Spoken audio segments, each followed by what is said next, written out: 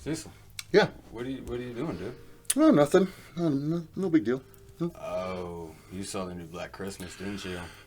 Yeah, vibrator and diva cup jokes just kind of aren't my thing. Here, would you hold this? Hold it up high for me. Hold it up real high, real high, real high. Ready? Right.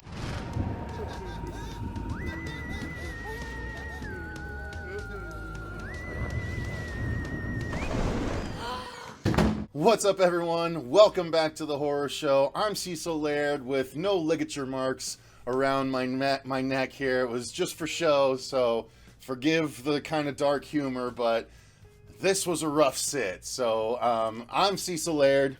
Robert Dole. That's right, and we just got back from watching the 2019 Black Christmas. And here's the thing, guys. Let me start off with a couple of provisos. One, I have never seen the original Black Christmas. I believe I have seen Black Xmas once upon a time, probably when it first came out, because I was a regular at the video stores still back in 2006, so I would have watched it, but I don't remember it. Although I do remember kind of enjoying what I saw, because I think it was a little bit gory, on the gory side. I never saw the original. Gonna be watching both again as a follow-up to this, but I had to go see this. It's a new horror movie. It's a slasher, but it's a PG-13 slasher, and we just did a whole stream, myself, Cody Leach, and CP from Willa Screedia, about PG-13 horror that was basically spurred on when this movie was given the green light to be PG, or was rather changed to be PG-13 in post-production. Yeah. And just to give credit where credit's due, the director was Sophia Takal, production company was Blumhouse, producers Jason Blum, Adam Hendricks, and Ben Cosgrove, with the screenplay by both Sophia Takal and April Wolf, who I had a bit of a back and forth with, about a 3-tweet back and forth conversation with April prior to this. And boy, do I have some things to respond with now having seen the movie. But first, let's give your overall thoughts, because that's my overall thoughts, long and short of it, is this movie was a big snooze fest. When you take the bite out of a horror movie the way you take the bite out of a slasher by making it PG-13, you're in essence neutering the film. And this one, unfortunately, of recent PG-13 horror, I felt was more noticeably neutered than a lot of the PG-13 horror. Escape Room from the early this year didn't feel as PG-13 as this one felt, because there were hard edits to cut around gore and moments and language, and you felt that in this. Every single time that it happened, it was like, that was a hard edit around something crazier. And it dampened the movie tremendously. Yes, so those are my overall thoughts. It was a big disappointment. Robert, yours? Yeah, I honestly, I kind of wanted to just leave at most points. I'm just like, it's ridiculous. There's nothing new to it. The jokes fell flat. The characters were boring. I had nothing in this movie. They gave us nothing to latch on to. Yeah. The characters were very... disengaged. Sorry, I don't want to interrupt you. No, I was just so disengaged on the whole entire thing. Now it wasn't. We weren't disengaged going. No, we were worried going into it, as most people, I'm sure, will be, because honestly, the biggest thing that speaks volumes was the audience. True. There was maybe 20 people in the whole theater, if that, for the first 7 p.m. show on Thursday. Yeah. 20 people. That says a lot. This is I think, going to be that situation where no one went and saw the new Charlie's Angels, and Elizabeth Banks said it was because no guys wanted to go see a female-led action movie. I'm worried that people are going to say no guys wanted to go see a female-led horror movie, but that's bull, because most horror movies are female-led. It's called The Final Girl. Anyway, sorry, go ahead. No, I'm amped up. I apologize. No, you're good. Yeah, they're I can't. Even the his last name always eludes me. Carrie Yules. Carrie Yules, yes. Mm-hmm. Even he was flat. I didn't care about anything in this movie. Flatter than in Saw, and that was pretty flat. Yeah, I don't have anything good to say about this. Nothing about the movie is going to be good. The Okay. cinematography, I will say yes. Okay, there were some really nice shots in there actually. Were there though? Some shots like how they were shot, I did enjoy them. Okay, maybe a couple. Yeah, but other than like the fake snow. The fake snow was abominable. Get it? I didn't even realize I was making that joke until it came out. Yeah. It was. Sorry, I look. Let me just take a moment. I would like to thank the Academy for the award for Best Joke in a Review in 2019. The snow in this movie was abominable. It was horrible. Dude, it was so... When they were running through it at the end, it was like white sand. It was sludge. Yeah. It didn't... We both have our hands to our faces. This is not a good sign. I'm trying to like think like something positive to say let's about break it apart. Your overall thoughts were not good. No, I won't ever see this again. And as never seeing the original one nor the first remake, I went in there with a complete open mind. I'm like, okay, let's see what this is. Kind of figured I saw the entire movie from the trailer. We're kind of on the same page. I've only seen the remake, so we're both coming in without the attachment to the Billy of it all. Like, of all the complaints we have about this movie, not having Billy in it is not one of them, because we don't know from Billy. So, yeah. True. So, okay.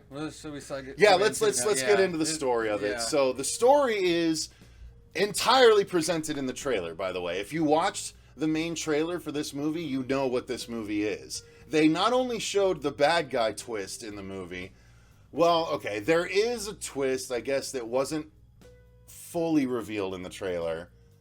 I guess. There is a sort of element that might be considered supernatural that sort of comes into play. And I say that with my tongue firmly planted in my cheek. Yeah, because it's hard to talk about it there is a lot that happens that felt like an episode of Supernatural in this movie. True. Yeah. And it actually felt like the B story. Just take the Winchesters out, and it felt like what would happen were they not to arrive.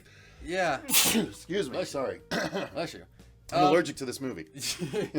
Yeah. So story-wise, the story of it is it's about a group of sorority girls that are left over at what is it? Hawkins? Hawthorne. Calvin Hawthorne College. And it's the which I have to imagine with the Hawthorne, it's got to be like a Harvard sort of thing, in a sense for right? that universe. I would imagine it's meant to be super fancy.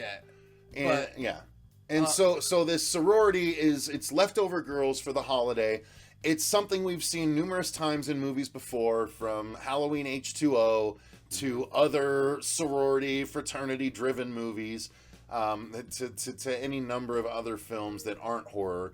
But it's the girls left over and the one fraternity house that appears to be left over, and then murders start to happen, and it is set up very much as a girls versus boys sort of society. The sorority, it's not only a sorority we're following, but it's a group of 4 girls that are kind of in essence being guided / led by a quote unquote feminist who is trying to further the female movement, but she's doing it in such a way that it seems like she's doing it more harm than good. But to a degree, because it seems like she's more out of it for her own benefit. Yeah. In the end, but yeah, even that, like, it really ruins the movie of what it could have been. Mm-hmm. If they just went too hard on the anti-man, white guy, whatever. Mm-hmm. Like, basically, men were like, how do I put this? Men were made out to be the enemy quite early on. Yeah. They were made out to be the enemy. It was a very female-centric movie, and yes, men were kind of made out to be the enemy of it. There was one guy that was kind of hanging around with the female group, and they were like, "Oh, you're okay." One of the boyfriends. Yeah, one of the boyfriends, but even he, runs up against his maleness in the movie, and it's and even the reasoning why that part happened, the explanation was so stupid. Specious at best. Just very stupid. Very stupid.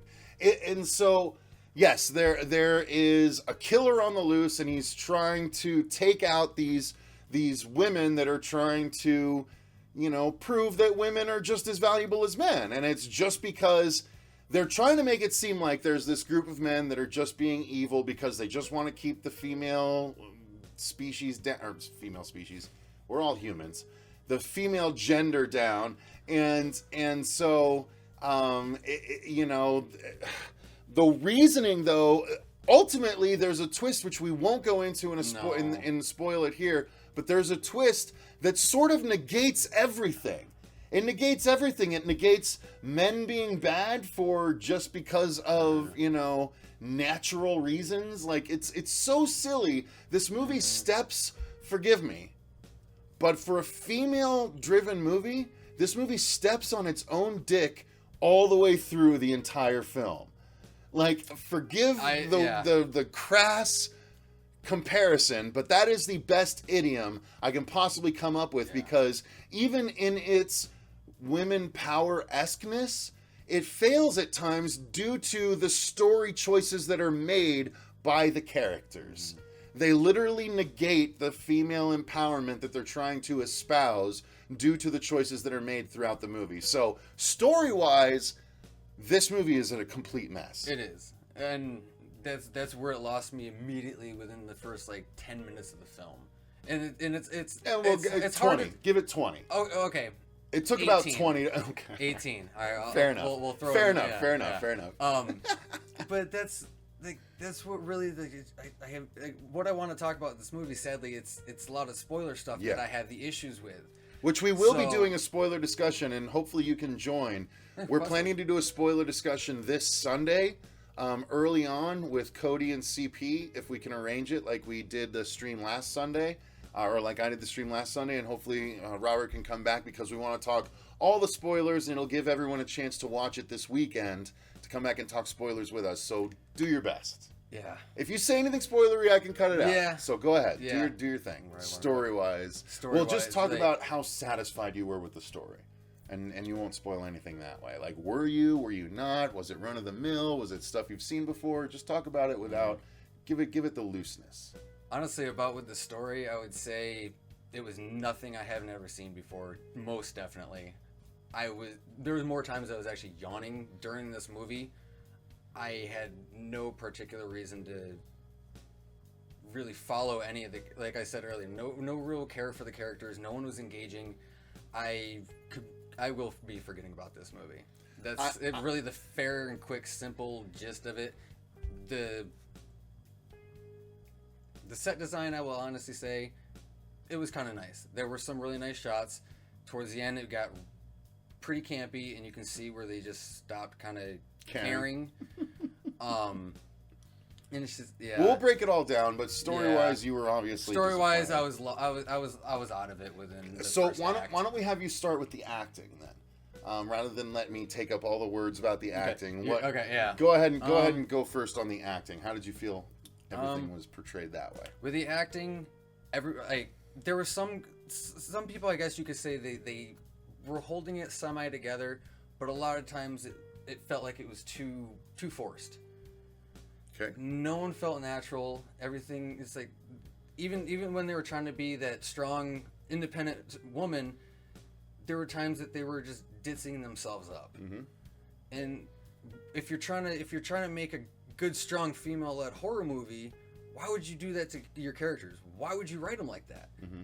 No, you're not wrong. Yeah, you're not wrong. The point you're making, I think, to try, if I might try and maybe restate it a little bit, is, or at least the what your point made spring to my mind, is that usually in a horror movie, there's a set of characters, of your main characters, that are kind of the cannon fodder. They make the dumb decisions. Yeah.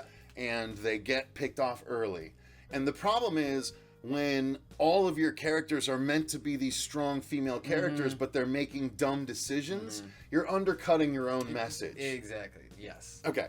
And when your actors are stuck within the confines of your script, it doesn't allow them much room to shine. Yeah.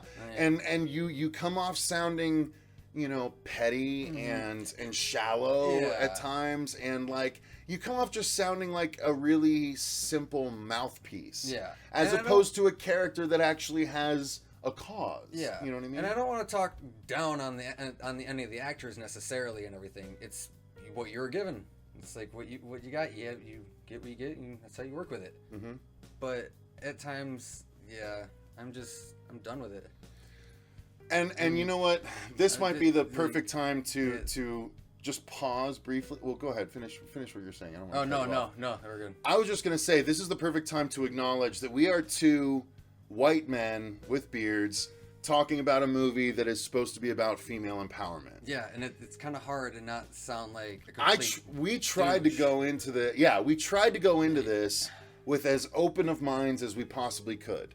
Like, legitimately, I had a back and forth with April Wolf, the co-writer, and I was like, you know what? I'm going to give it a try. I'm going to put my money where my mouth is and give it a look and give it an honest go. And it's just, I wanted it to do better. And I imagine if I wanted it to do better, then a lot of the female audience is going to have wanted the same thing. And especially, like, I'm just going to throw this back out there. The forced jokes, like, no, they weren't necessary. They took away from so much of what could have been. It sets a tone right off the bat that this is directed towards females. And April herself, the co-writer, again in the tweet exchange.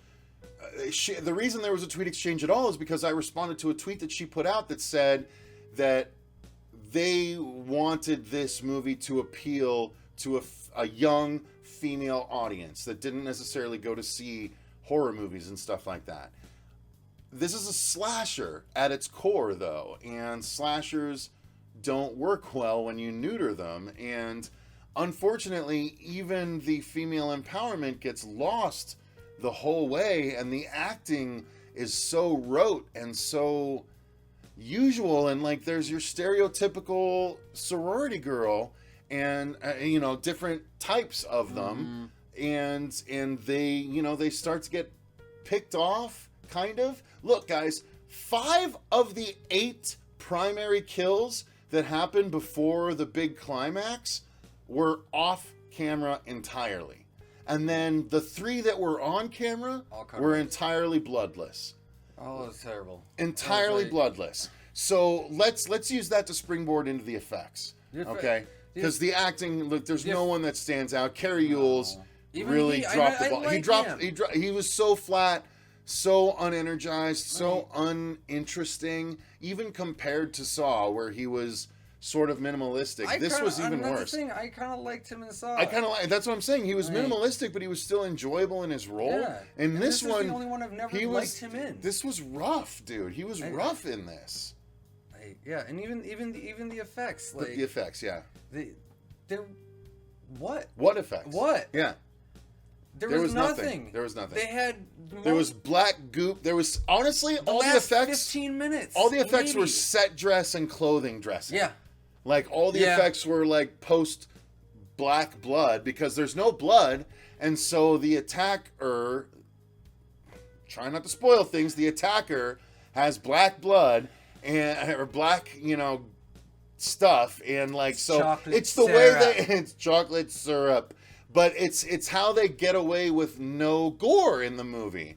The little bit of gore that they do attempt has this black ooze, and it's so dumb. It's so dumb. The whole thing is so dumb, and Completely I apologize ineffective. if you consider that a spoiler. It's just I'm warning you because of the PG-13ness. And here's I can't wait to do this spoiler review where I can talk about. Where Cody, CP, you and I can talk about the things that she said in the tweet, where we can go point by point as to how it's total BS what she was saying, because she said, when there's going to be edits to be made, you get creative. There was no creativity in the edits. This movie was made to be an R-rated movie, but this movie ended up being PG-13, and it was done in post, and it was completely like they took the balls they caressed the balls. They made the balls really nice, and they made them drop, right? They treated them really sweet, like, here, balls, we're going to treat you really sweet. They made them drop, and they're like, boom, there you go, snip! There go your balls. There go your balls. Now, make sure your movie is good and ballless. Do that. And, like, they're like, oh, we didn't shoot because of the quote-unquote truncated filmmaking process, which is what April called it. This movie had no options. She said you write a movie with the ability to work around it being changed, but they didn't work around the changes. No. You literally saw, there was a point at which there was a chair being spun to reveal what's in the other side, and they cut away mid-spin. They didn't even let the chair finish spinning because they couldn't show the gore that was on the other side of the chair. It was like... If you weren't paying attention, you wouldn't see any of what actually happened. Forgive me, forgive me for saying this, but it was the cock-teasiest of even PG-13 horror. Even the setup for what happened, you saw it a mile away. Even PG-13 horror that was done well, like The Grudge and The Ring. You saw aftermath. True. You saw the distended jaws and the bodies and stuff. This one doesn't even show you the aftermath of the bodies. I didn't even like You saw one. There was one aftermath body shown of 8 when they showed an exterior balcony in the snow as it faded to another scene. As it faded to another scene, that's the only time they showed it. Guys, they neutered this movie. What's odd, and here, you're fuming. Like, I fucking hated this movie. You're breathing so heavy and you're fuming. It's crazy. I hated this movie. And I wanted to like it so much, honestly. And I've seen good PG-13, strong PG-13 horror movies, if you will, that were so much better.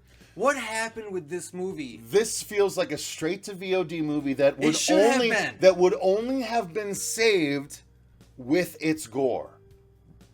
If it had come out straight to VOD in its original R-rated form, it would have gained way more popularity. If they put out a different cut of this movie, I might give it tell me I'm wrong. Tell me I'm wrong. No. That after seeing this product, they're gonna look if back they had done an R-rated cut and skipped the theater entirely, just gone straight to VOD with that R-rated cut, they would have done way better. I think it definitely because then you get the female empowerment, and even though it's a weak female empowerment, you get the gore to lean on. The gore is the pillars of this structure you're trying to build.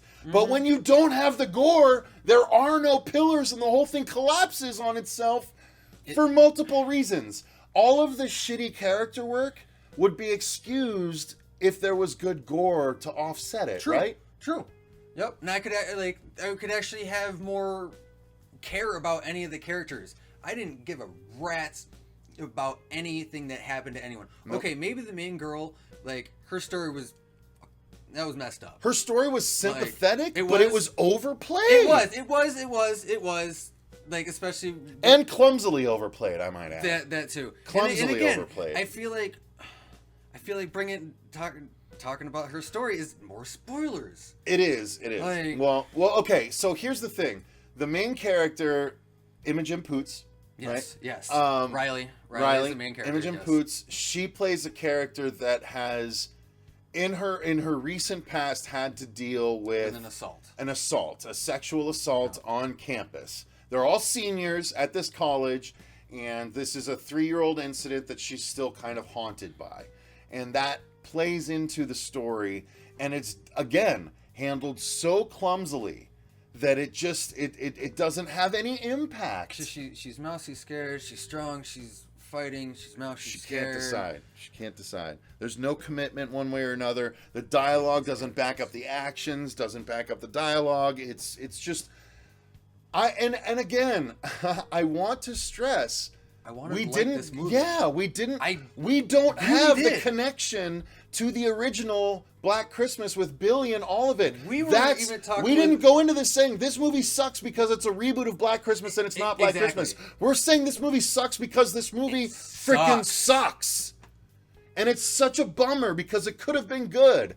And there was an elderly man that they were briefly chatting to walking out of the theater. And We were even- talking where you, because we walked out of the theater, you're like, I told my girl I'm going to go home and we're going to watch the real Black Christmas tonight. Exactly. It's like, wash this taste out. And I was like, I've never seen the original. And this little old man who's walking out with a cane, he's like, you haven't seen the original? And we're like, no. And he's like, oh, the original's great. There's mystery. There's this. Nothing like this. And we're like, oh my God. So if that, and that's just a little old man that probably doesn't even have social media. He's got a flip phone. Yeah, Imagine he's got to have a flip phone, right? Yeah.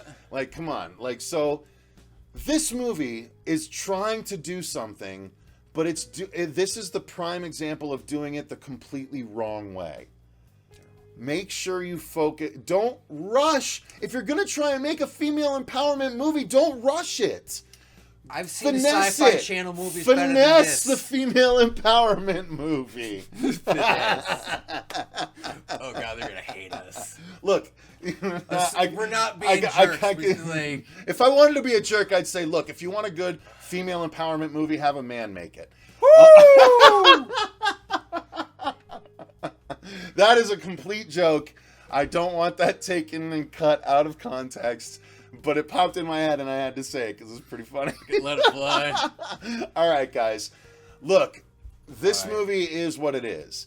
And I can see that it was made to try and bring, and this is what April said. There was a specific audience that they were trying to go for. They were trying to bring young women into the horror fold, but even young women have a bloodthirst and they want to see stuff. They don't want to be even young. Look. This might be controversial, but even young women don't want to be cock teased. Truth. And I don't even think my girl would even like this movie. And she doesn't even like the gory movies. Mm-hmm. Friend of the channel, CP and Emily went to see it. Yeah. And Emily apparently had a visceral reaction. That was making me roll. We watched a little bit of their immediate walking out of the theater thing before we recorded our review. CP of Williscredia and Emily from Emily's Adventures in Horrorland. And she was not a fan of this movie. She's like, this movie does the, female empowerment movement a disservice. And look, we're just two white dudes giving our opinion on a movie that is meant for females between probably 11 and 15 because it's as tame as that. I don't know. This is way less violent than a number of cartoons out there. True. Like, very true. For real. Very true. So, I don't know. Black Christmas 2019. Yeah, make your choice. You're gonna, yeah. Guys, let us know if you disagree with us in the comments down below. If you're interested in our spoiler discussion, come back on Sunday. I'm guessing it'll probably be around 12 p.m. Pacific Standard Time, something like that. But yeah, stay tuned. I'll make an announcement about it. But yeah, we had to do this, and thank you very much to Robert for enduring and coming out and joining me for this review. Having someone to bounce off of. I would have come off like the worst person on the planet if I had to do this review by myself, brother. So, thank you, and I'm getting the hiccups now at the end. Thank you. I wish I could say some good things about this. I really wish I could, but I am going to watch the original, and then I'll watch the remake. We're going to record reviews of him in 3 days when he comes back on Sunday. We'll record all of them. I really hope I like the other ones more. I do too. I really do. I do too. Apparently there was an homage to the Billy thing when there was someone on the phone. In the remake? That was kind of... No, in this one. Oh. When there was someone on the phone that was like... And then it turned out to be a mom. Oh, okay. Apparently that was an homage to like Billy. I guess Billy in the original can't speak well on the phone or something like that. Okay. That's what I surmised from the one comment that I read. Okay. But anyway, guys, that's going to do it for our review of Black Christmas. This review is going up literally probably by midnight on the last day of the campaign for Dylan's New Nightmare. That is our right there to Robert's. You can step this way so you're not completely out of frame if you want.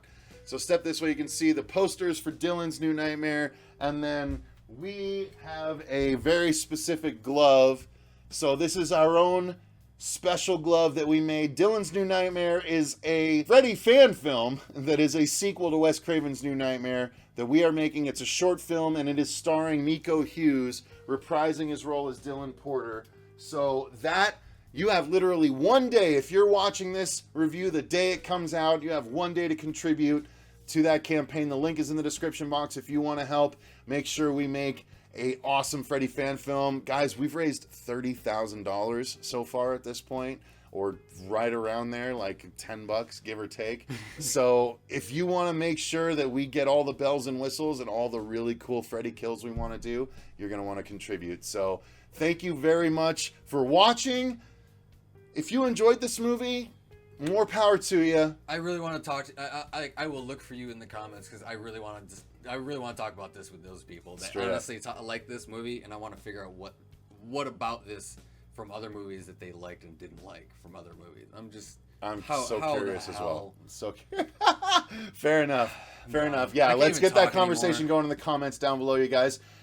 If you enjoyed the video, click the like button and click the bell if you want to make sure you don't miss reviews like this going forward. We're going to be doing reviews of the original Black Christmas and the remake very, very soon, so you might want to come back for those. So ding that bell if you want to make sure you don't miss those.